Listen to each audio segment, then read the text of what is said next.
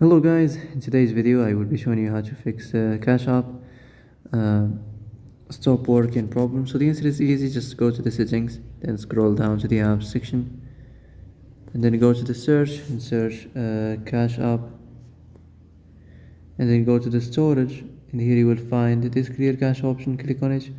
Now you can go check it if it worked, and if it didn't, you can try to restart your phone or turn the Wi-Fi off and on, or the Bluetooth or the airplane mode. Also, you can try to clear data, but be careful. If you clear data, all this application's data will be deleted. This includes all files, the settings, the accounts, the databases, etc. So be careful if you want to clear your data.